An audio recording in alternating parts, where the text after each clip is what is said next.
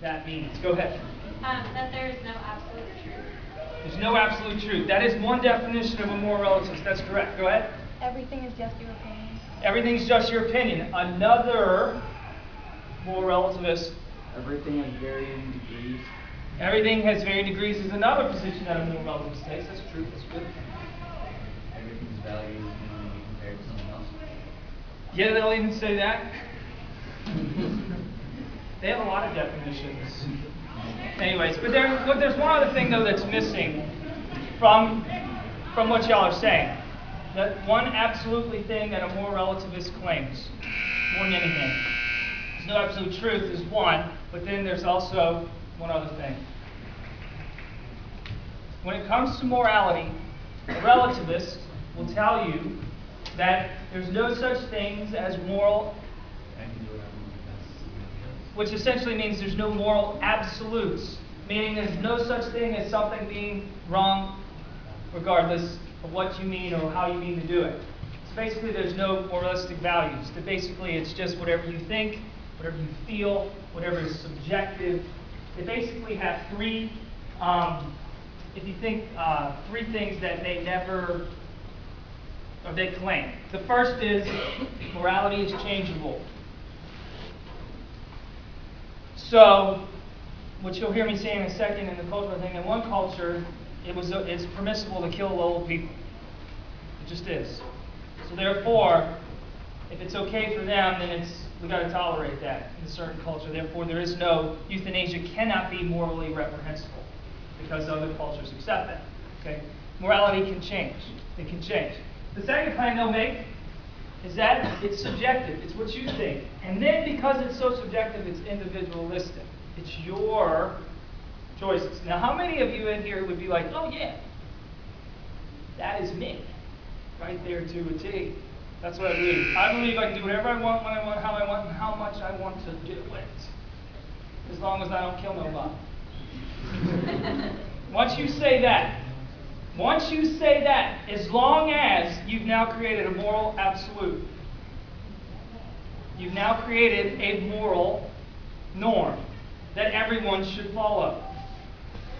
I had a kid I taught in high school tell me this, exactly this point. He said, you know, I don't need to go to church every Sunday, Mr. Brown, because I'm a good person. So that's funny. What is a good person? That's all I asked. And he said, well, as long as I don't hurt nobody and stay out of jail, I'm okay. I was like, dude, that's a really low standard. Don't marry a man like that, please. As long as I don't beat you, I'm a loving husband. Okay. And if a woman says, as long as I don't cheat on you, I love you, that's a problem. But you get what I'm saying? Okay. So this idea that it creates the individual on this level. There are I'm going to talk about 5 specific reasons people will give that there's no such thing as moral absolutes and that moral relativism is the truth. Okay? Which is funny, because if someone says it's not, and you believe that your truth is the truth and their truth is that, well, your truth is wrong, they have a problem. Okay? You just confused all of them. That's right. So arguments relativists make. The first one is a psychological argument.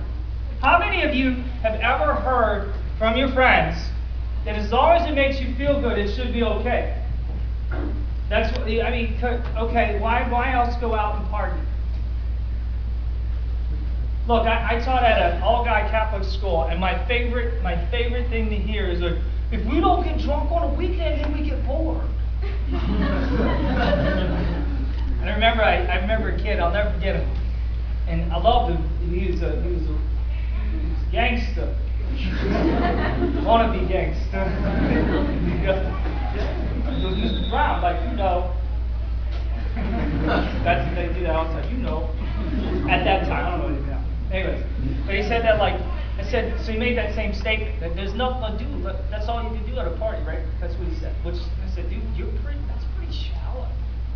And he got all offended. He said, you offended me. I said, dude, I'm just saying the truth. I'm sorry. Anyways. But this idea that if something makes you feel guilty, if something makes you feel bad, then it must be a bad consequence therefore making it a bad act. Hence, moral absolutes cause guilt. Don't they not? Do they not? Okay, if you were to slap your brother or sister and you feel guilty, well, guess what? It's moral absolute. If you didn't believe that to be a problem, you'd feel good about it. Yeah, I felt great beating my brother. Made you feel good. See the problem with that argument? People make it. Scholars make this argument. Now, I'm making fun of it in a certain respect, so I'm exaggerating here. But scholars make the same argument, okay? In this psychological thing that since moral absolutes make you feel guilty, therefore moral relativism is better because it makes you feel happy. But here's the problem with that argument. Feelings come and go, right? I can feel good about one thing I've been doing, and then all of a sudden I feel terrible about doing it because I'm tired of doing it. Right? Okay? Perfect example of that is driving. When you get your license, yeah! Woo! Got my license. And then your mom starts asking you to drive her. And then you're like, I hate this. The other thing about this too, if you ever find someone saying this, the other thing about it is that, think of it this way. Feelings do not judge a moral act.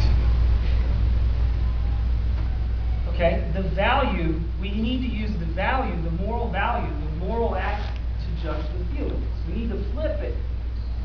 We need to flip it. So if you're in a relationship with someone and you're in that moment where you definitely want to go further than you know your relationship has communicated, in a certain respect, you get what I'm saying here. Obviously, the moral norm will dictate to you that your feelings need to settle down. But instead, you now live in a culture that tells you, like, no, you can't control that. You gotta do it. Just do what you do. What you feel. But there's a problem there. Because you know that every time we try to do what we feel, it always eventually ends up worse. Okay? In a certain respect. The second thing, okay, there's a lot of arguments that they make, but I'm trying to come down. Cultural and social conditioning. Cultural. Like I just told you a minute ago. Some cultures, euthanasia is a norm. It's a norm. China, one-child policy. It's a norm. Okay? Now, I ask you a question. Since this culture believes in one thing, and we believe in another, therefore, it's relativism. Moral relativism is the way, because we can't tell them that they're wrong. You can't tell anybody that they're wrong. Where's the problem there?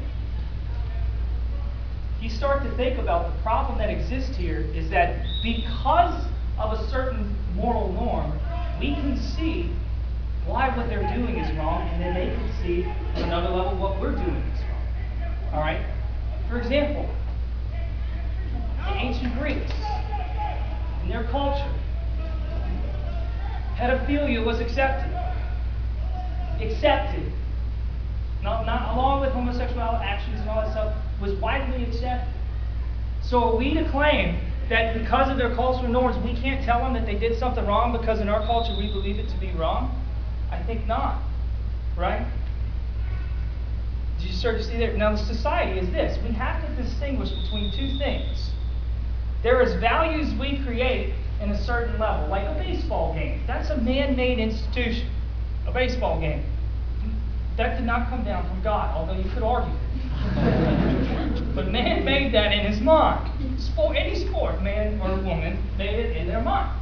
Okay? Then they have a set of rules and guidelines that are made by the people who made it. That's why you could go to Japan and watch baseball and they'll have different rules. That's okay.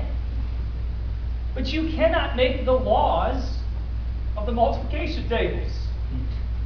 You can't change that from culture to culture. There's a problem. If you believe 2 + 2 is 5, that's going to mess your system up. You know? I'm telling you, man, it's going to mess it up. We discover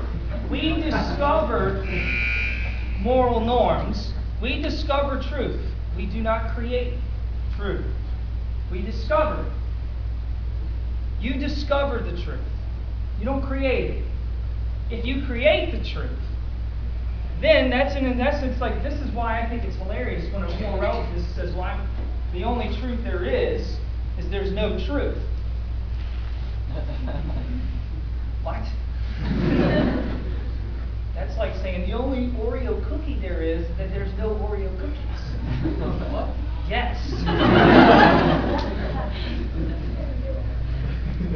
Now, the third one I want to talk about is tolerance. How many of you ever heard of tolerance? Yeah, gotta love tolerance. Now, here's the interesting thing about tolerance. All right, let me give you a real definition of tolerance. Tolerance does not deal with an idea. That we commonly think it's about an idea. I'm going to tolerate the fact that you hate my wife. I know, I'm just saying. So you have an idea of hating my wife. But in reality, what real tolerance is about people. It's about people. Okay?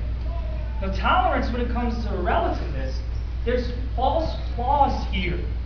Okay? And let me tell you what the flaw is in relativism with tolerance. Okay? For example, we have to tolerate other views. But that statement in itself is an intolerable statement in this situation. Okay? What about cultures? What about cultures who believe intolerance is bad? I.e., some Muslim countries. Okay? Not, or radical Islam, but you know what I'm saying. Okay? Yeah. If you went over there and started saying Christ is God and all that stuff, you're going to get shot. Okay? So a moral relativist about tolerance, do we tolerate intolerance? They cannot tolerate intolerance. Because tolerance to a moral relativist, not to your normal Joe Schmo who's walking down the street, okay? So a moral relativist, to state his theory, okay, tolerance, all right, is an objective value. Because it's about persons. So they're making an objective statement by saying that we should be tolerant. They're making an objective statement saying, but a relativist can't believe in objective statements. They can't believe in absolutes. It's the whole theory. So you see, all you have to do is turn it back when you talk to someone about tolerance. In fact, people who start marketing this idea of tolerance and you're intolerable, and type of stuff like that, they're actually the ones that are causing more intolerance. Just because you disagree, therefore you're intolerant, I'm intolerant to your disagreement.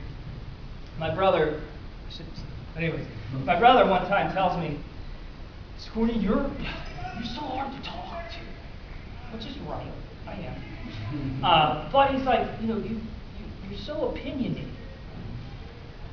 It's like, I think everybody's opinionated. Just saying. You have your opinions. He says, well, you're not really open to other people's ideas. He said, well, you're closed off to mine. Right? And he's like, that's not what I'm saying. What are you saying, bud? He said, you're mean about it. Well, I just said I disagree. What's mean about that? He said I was going to get you down for it. Don't put a gun in your head. But you get my point. It's this idea that actually the intolerant sometimes, those who say you need to be tolerant are the ones causing the intolerance. Right? Why can't we have, like today, the homosexuality issue? You can't even talk about that and say you're against same-sex marriage. You're against it. You can't even say it with someone emotionally blackmailing you. You can't. You can't even talk about it. Because you're a bigot. Who's intolerant? Do you get my drift? Why is that happening? A lot of it has to do with relativism. But here's the deal. The next point I want to make is freedom. To a moral relativist, you're more free when you can do whatever you want. But there's a problem even in that. Because I'm going to do whatever I want, but then when I no longer want to do it, then I move on to the next whim. Then what happens if I can do whatever I want, but then it directly affects you?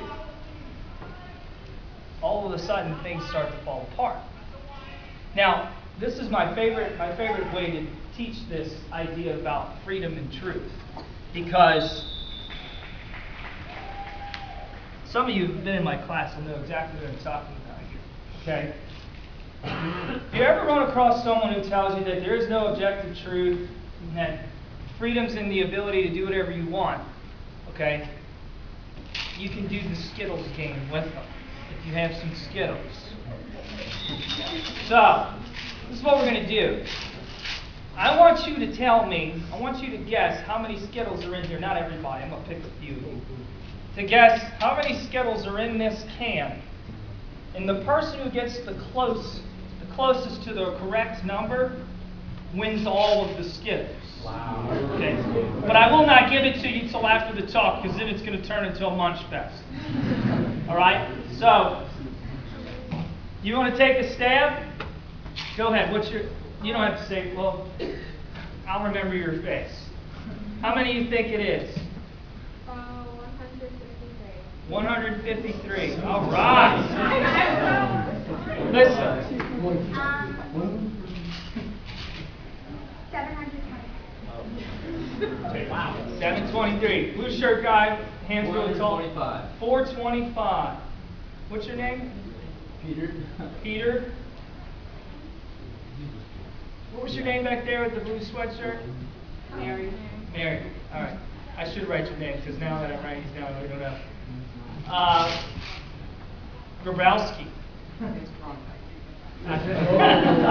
Thanks for the correction. Anyways, good. 485. 485. What's your name? Grabowski. David, go ahead. 1,000. 1,000. Woo. No. Get a few more here. Let's get a girl. Orange shirt. What's your name again? Maggie. Beautiful name. Go ahead, Maggie. 350. Let's get another female here. Sam. 555. 555. That's not right. That's not 1,000. Flannel shirt. 260. What? 260. 260. And then the guy right there. All right. 360. 360. Me too. All right, two more. Here we go. Steven. 572. 572. Okay, let's see here. Who said, come on, Cody, you want me to go? All right, Cody, go ahead, bro. 375. Let me get one more girl. 375. Black sweatshirt. Emma. 520. Okay, so here we go. The actual number that's in here is 910 Skittles. So the person who got the closest was Mary with 153. What? Mary is the winner of the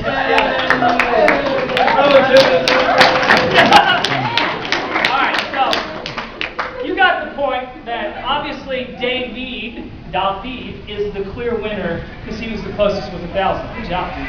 So, but the whole point to get at is you knew automatically, like, no, because of objective standards to math, because of math, what we discovered in math, we know to be true and real. Because the other thing is this, though, too. The other thing about this, when you start to really examine this, is that freedom doesn't create values. Freedom presupposes values in the sense of this. Values exist for the sake of freedom. We have virtue because of freedom. We don't create virtue. Freedom allows us to discover the virtue that we need in order to continue in this holy life. Okay? We don't create this stuff. All right? Just as I made the image of baseball, you create those rules, but we do not create the laws of math. Sometimes relativists will say that, science has benefited from people who have had different views, which is hilarious because science deals with objective things. It doesn't deal with subjective things. It deals with empirical evidence. You've got to be able to see what you're talking about. It's objective. So a relativist can't even use that argument against itself. So my hope here is that as we talk about this as well, is that a relativist uses situations to try to say things are morally okay. Like the motive intention is more important than the actual act. But when you get to the real deal of it, it's because of the act that can almost determine our motive and action.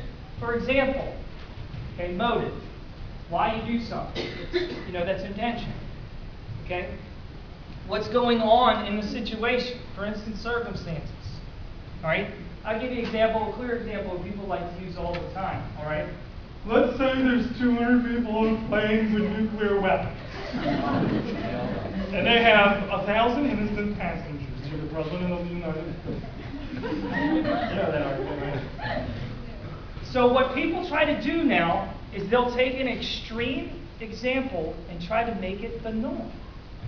There are extreme cases in morality that cause someone to discern whether or not they have to choose this or choose that. But it's not the norm. The norm of an act is what you're doing. So for example, when the church says something is gravely evil, like murder, whether you, in a certain respect, have an intention to save 1,000 lives, the act is still murder, regardless. Now, your intention, culpability, and all that type of stuff is discernible between you and God. We, however, can judge an act. We can judge whether or not this act is good or this act is bad. We can do that. We cannot judge people's motives because we don't know who they are. That's for God and His spiritual director. They have one. So most of us, if you really get down to it, are not relativists. We're not. We really are. We really do believe in moral objective truths. We do. We have objective truths we believe in. However, moral relativism is taking on a fast course today. And I started to examine why this is. Why would someone ever espouse that, well, whatever you want to do is whatever you want to do, hey, as long as you don't hurt my mom, you're good. What would make someone say that as if it's okay? So I started to study this, and this one word kept coming to my mind. And the word is consumerism. Now you may be thinking, what the heck does consumerism have anything to do with moral choices? Well, it has a lot to do with how we are frameworked today. And real briefly, I'll give you an example of what I'm talking about. In the Industrial Revolution, the normal family life was production happened in the home. You made your food, you cooked your food, you did everything. When the Industrial Revolution happened, you took the family, it became a part of the assembly line. Production left the home, not rapidly. But now we're in a situation where there's global manufacturing now, to where pretty much that's standard. If a husband stays at home, that's weird. If you're a farmer, you're one of those people, right? That's where we are today. Okay, this is only 100 years' time. To where we don't even have a connection to who makes the products anymore. You have no idea who the person is that made your iPhone. You know there's people in China. We know that, right? Oh, there's people in China. It's like, whoa! Yeah, anyway. But before the Industrial Revolution, you knew your dad's blood, sweat, and tears as a son and a daughter, what your mom did. You knew what and who and how and where it came from. You knew them. It was about the person. Today, it's about consuming the product. But not so much, consumerism is not so much in having a lot of things as much as it is in buying things. It's not so much, it's almost a spirituality now. Consumer has created us as a detachment spirituality, but not the detachment of asceticism like we hear from Francis and Dominic. And those people, no. It's almost a lack of concern or care for anything because the next motive is, what can I buy next? And some of you are like, oh, that's not me. But let me give you an example of what I'm talking about. Okay? I would say that too. It's not me. All right? Let me do this. Someone said that I got a free upgrade, right? Even the term upgrade, it's fun. For an iPhone. I was pumped. Oh, to get an iPhone. I didn't get one. But I was really excited. Now, some of you, if I told you that I was going to give you a free iPhone, you in a heartbeat would be like, oh, sure, yes! Ah! And then, 6 months later, when they make iPhone 74, you're like, I need that one! Think about this. Why were people waiting in long lines for the iPhone 5 when they just came out with the 4S? It has a bigger screen. Yeah, and you can put the cord under. Ah! Finger me. Let me give you where this comes from. We don't even realize we're doing this, but this is how this works. Okay? This is how consumerism works. All right? Let me give you an example. In the Industrial Revolution, happened, assembly line, all that type of stuff, production, everything, when they started producing more than they could sell, they had to do what you call marketing. So how are they going to market the product? You know what they had to do? They had to create a relationship between you and the product. So marketing started to prey upon what we call human desire, our desires. But what are we ultimately desiring in this life? We're desiring a life of love and happiness. We want love and we want happiness. And what marketing has done is it has created this inner belief that we'll get it through achieving or getting these things. And if you don't think what I'm talking about, I want you to reflect on that when you go home tonight. I want you to give you an example of what I'm talking about. Why is it that we live in a culture today, if you see a stray dog, you'd stop to see whose owner it is. But if you saw a man walking down the street, you do whatever you think to avoid. And you're like, oh, look at the dog. I get it. But think of it this way. What about the man who's asking for money? You can smell alcohol on his breath. Where does it come from when you say something like, I know he's going to buy alcohol. I'm not going to support his alcohol addiction. Let me ask you a question. How do you know that? How do you even know that? Now, I'm not promoting that you go out in the middle of nowhere and start giving. That's not what I'm saying. But what I am asking you to do is reflect on the language we use and how we see other people. Because this connection now, this whole consumer mentality has made us so individualistic that we no longer feel the communion with other people. We even take this idea of consumerism to the faith. It's like what God can do for me. How we even talk about relationships. They're not good for me. She's not good for me. He's not good for me. Me. We are so wrapped in this now, and I'm not blaming you. I just want you to think about it. Because of this consumer mentality, moral relativism is very attractive. It's very attractive. It's why someone could say, you just need to leave me alone and let me be. I can create my own values. I can create my own life. That's why the Supreme Court now has said that's one of our basic rights, to create our own existence. We can say whatever it is. That's huge. That's either the biggest fallacy that's ever been created by the Supreme Court or the biggest right. I don't know. Something worth reflecting on. But because of this idea of the assembly line, all for the name of profit, all for the name of production, the sexual revolution came and made pleasure the sole thing to grab. It's all about pleasure. And from this idea of product, profit, pleasure, now the technological revolution speeds it all up. The quick thing of a fingertip has made it so much easier for you to grab all this information, right?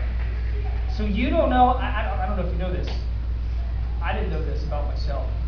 But the average teenager is exposed to 11 hours of media a day. A day. Can you imagine all the marketing that's going on? Do you wonder why girls struggle with their weight? Think they're fat?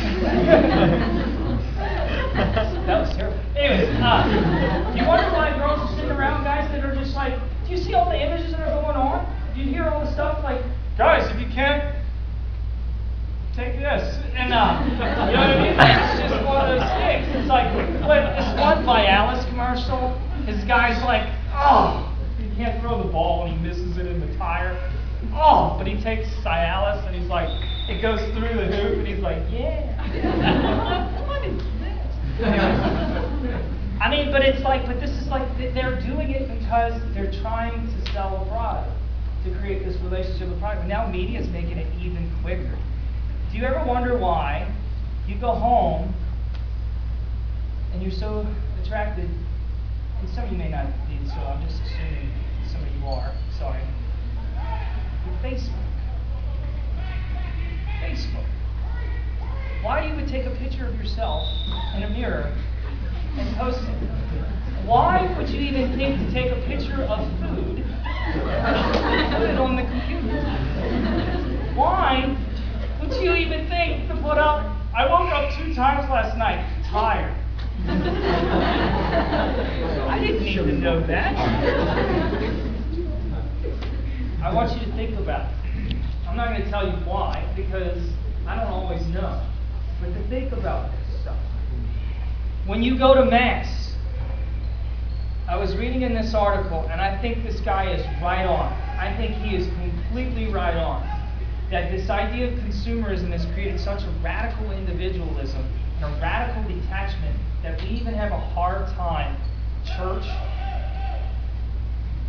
believing in God, believing that the Mass is real, that the Eucharist is present. But then he made this point that I thought was just right on. I want you to think about this. In the Mass, it's not so much you the one who's consuming. You're being consumed. You're being brought not only into consumption with God, it's Him who's consuming you, but you're also being consumed by His body.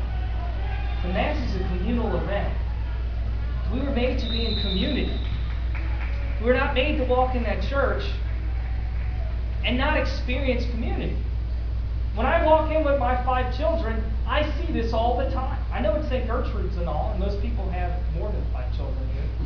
But there are a few who give me the look like, you crazy. And I tell them, yes, I am. Crazy about my life in Jesus! Anyway, sorry. But next time you're Mass, know that this consumption, what we need to do to attack this radical individualism that we have, is really start to do 2 things I'm going to ask you to do. Stop for 10 minutes any type of electronic, any type of conversation with anybody else other than you and God. Seriously. And in that 10 minutes, you're going to think about, oh, I can't wait to watch this, or I can't wait to do this, I can't wait to do that. Give it to God, slow down, give it to God, do that. Do that almost like just like you would every day go on and do your homework. The second thing that you should do is start to pray solidarity, that you could actually understand, that you could actually experience in some way those who have less than ourselves. And I don't mean they can't buy an iPhone. I mean your friend who has parents that are struggling with divorce, your friend who has a dad who died, or a mom who's passed away, a friend who's struggling to figure out what he wants to do in his life, who's struggling with his sexuality, whatever you want to call it. That God will give you a heart to love souls as He does. Because this is how we're going to attack. This is how we're going to evangelize today. We can't just throw out these nice euphemisms or these nice words or anything, but we have to talk to people and hit their heart. Okay? So when you're in your small groups and you're talking about this stuff and how this stuff really affects our society, my challenge for you tonight is to really reflect on what are we doing in our lives that causes us to just think more of ourselves and less of others. And it doesn't mean, oh, if I keep thinking about others, I'm doing good. That other thinking of others has to be centered on thinking about Christ. When you think about Him, He centers you to start to do what He wants you to do. Okay? So, with that being said, I know it's small group time, and I think I'll let you